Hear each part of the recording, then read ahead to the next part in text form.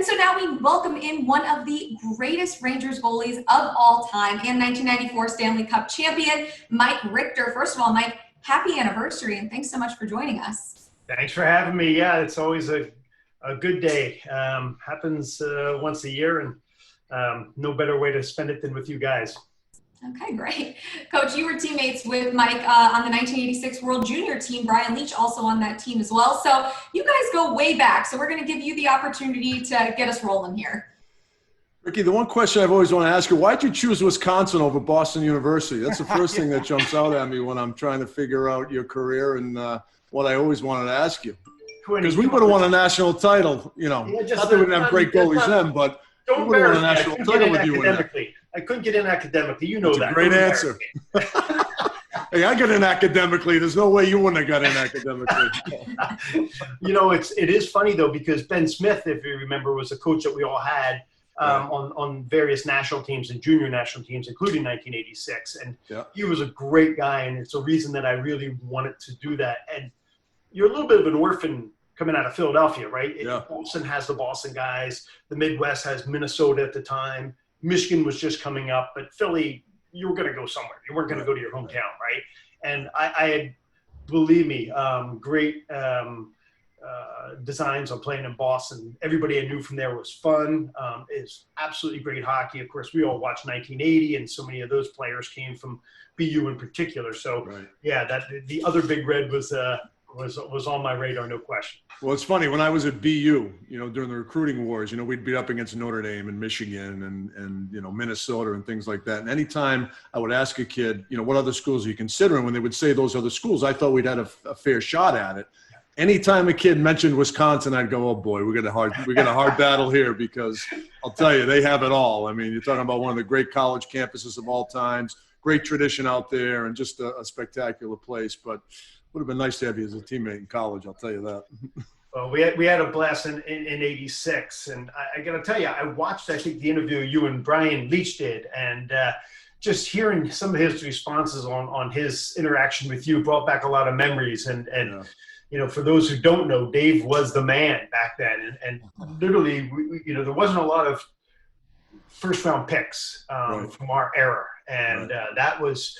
It was just like everybody, the room would quiet down. That's Dave Quinn walking in here. And, I benefited a lot from your service in front of me. Let me tell you, in that '86 World Juniors, that was a blast. Well, that was a great team. I don't even think we realized the impact that it had. And you know, back then, you know, there's no internet, there's no social media, so you're playing in the World Juniors, and you know it's a big tournament. But I don't think we realized the magnitude of it, and you know the fact that we won the first medal in World Junior history for USA Hockey. It was a pretty special group and a heck of a team, and obviously you were a big part of that. So a lot of fun times.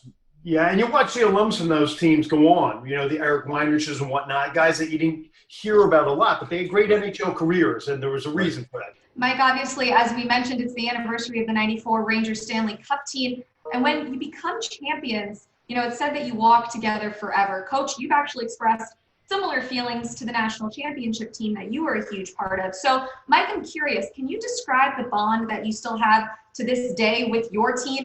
The New York Rangers are the Stanley Cup champions, and this one will last a lifetime. You know, I think Herb Brooks said it really well. You know, if you win, you'll walk together for life. And it's just such an accurate description.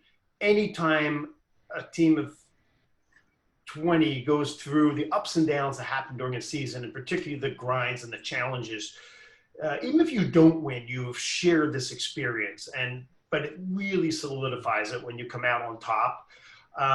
We happen to have a very tight team from the beginning. In some ways we were lucky because personalities gelled in a very meaningful way. In other ways, Neil Smith and the scouting staff and Keenan put together groups of guys. Well, we need more toughness here. We need somebody who's sandpaper in the locker room. We need somebody that keeps the glue together. And we could have gotten rid of guys, but we knew what they brought into the locker room. And honestly, you know, you talk about a sanitized, a clean cockpit for pilots. Our locker room was a clean environment. There was not negativity there. There was not jealousy. There was not, hey, tap myself in the back, I won that game. we won that game. We lost that game. We'll do better tomorrow. It was an amazing team going through the year in that regard, and it was sacred in the locker room. You don't screw around with that feeling of responsibility and respect for your guy on your right and the guy on your left. And I think that comes with experience, but Kevin Lowe, Mark Messier, Jeff Buchman, Adam Graves, Brian Leach, these guys, they had this as a young guy. They learned more of it through experience, and they brought it to bear that year when we really needed it in those game sevens. So I'm just saying the foundation was there as a close-knit team coming into the season, going through the season, solidified by the ups and downs that you have. Some of it was self-inflicted. Keenan would push you. Some of it was just that's what competition does. And then it was really kind of seared into us through the seventh game of New Jersey and through the 7 games and winning the Cup. So no question, you do walk with those guys for life. They're like brothers and sisters to me. That's family. Mike, first of all, very happy to be able to spend that time with you guys during the alumni weekend this year and play goalie for you guys. I know you guys needed a goalie because you wanted to play forward, but you checked pretty hard. Mike, you know what? Something else, though. I researched this morning. I saw that your rookie year, just reminded me, was 89-90. And I went through every team, all 21 of them at the time. 70% of the goalies in 89-90 were under 6 feet tall. Huh. Only 6% of all goalies this year in the NHL were under 6 feet tall. What would you maybe cause and effect? What would you really realize or even share with us that you think is the reason why? Wow, that's an amazing stat. I just think the position of goaltending has gotten so much better and so much more competitive that if you're a scout and you're looking at 10 goaltenders and all 10 of them have roughly the same competitiveness and ability to focus and physical gifts, I'm going with the taller one, right? Because in the end, that guy's probably going to be a little bit better. Now, goalies come in all shapes and sizes, and very difficult to look at somebody like Hank or Shesterkin or Georgie and know what's between your ears until you actually learn who they are as people. And that's, I think, the differentiator, size, aside. But with all being equal, we're in a more competitive environment. Quinny, you see this all the time. How many of those guys in that 86 team that we were with, we had some big, strong guys, but we had a lot of small guys, forward, defensemen, everything. Yeah. The competitiveness of the pool of players that you're picking, if it's BU scouting, you're not just scouting Boston. You're not just scouting North America. You're scouting the world. And so you're going to be pulling guys like Chara out. And so there's only so many seats in the NHL, roughly 700 some. You have a lot more guys knocking at the door. And the goaltending position, it's never been better in my eyes. I think in the history of the game, there are so many good players right now. So, yeah, you're going to tend to get the physical specimens that you can with all the mental attributes that you want. And on top of that, and you know this well because you're one of the best coaches out there, they're coached so well.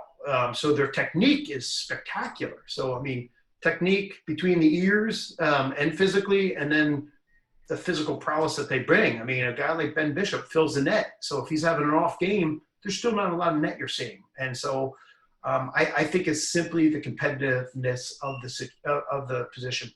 Well, the mental makeup is so important in every position, but no bigger than the goaltending position, obviously, because you're on an island in so many ways. And for the guys that do have the physical ability, so much of it can be made up with the mental ability and the mental toughness. And that's what made you such a world-class goalie. And it's what has made Hank a world-class goalie.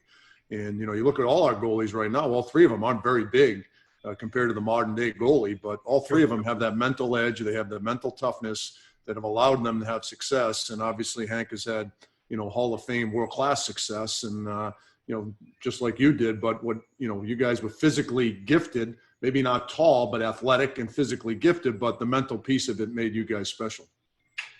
Yeah, and I think the training too, right, is so key. You're getting guys that have the coordination of a smaller player, right? If you watch Mike Vernon, he was a great Manny Legacy back in years ago.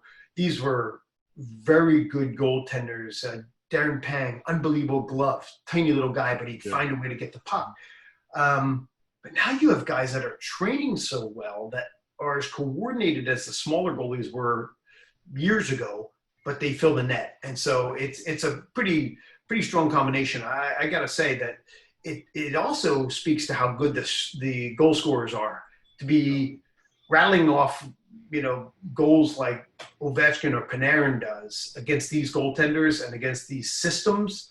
Very difficult to find the twine now. It really is. And so it's pretty impressive these guys can do it.